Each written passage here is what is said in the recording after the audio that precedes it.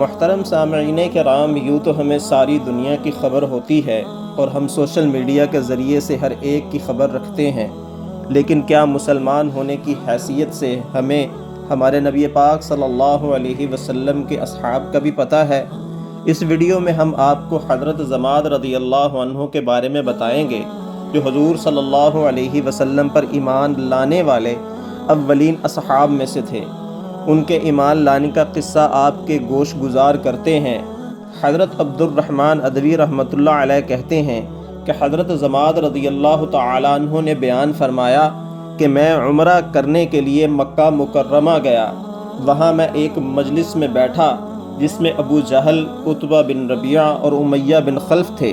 ابو جہل نے کہا کہ اس آدمی یعنی محمد صلی اللہ علیہ وسلم نے نعوذ باللہ ہماری جماعت میں تفریق ڈال دی، ہمیں بے وقوف بتایا اور ہم میں سے جو مر چکے ہیں انہیں گمراہ قرار دیا اور ہمارے خداؤں میں عیب نکالے۔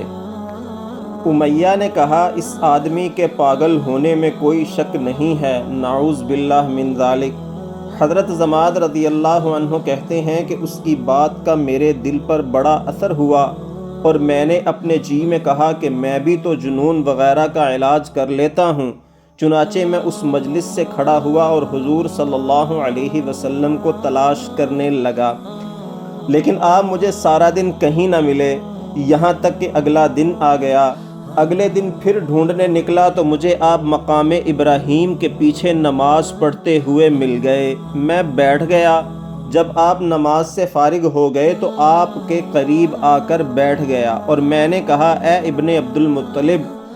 آپ نے میری طرف ہو کر فرمایا کیا چاہتے ہو؟ میں نے کہا میں جنون وغیرہ کا علاج کر لیتا ہوں، اگر آپ پسند کریں تو آپ کا بھی علاج کر دوں اور آپ اپنی بیماری کو بڑا نہ سمجھیں، میں نے آپ سے بھی سخت بیماروں کا علاج کیا ہے اور وہ ٹھیک بھی ہو گئے ہیں۔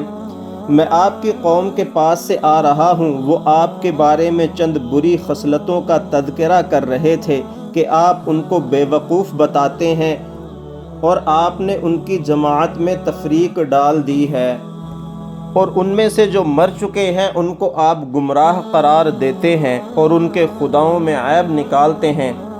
تو میں نے اپنے دل میں سوچا کہ ایسا کام تو پاگل یعنی آسیب زدہ ہی کر سکتا ہے۔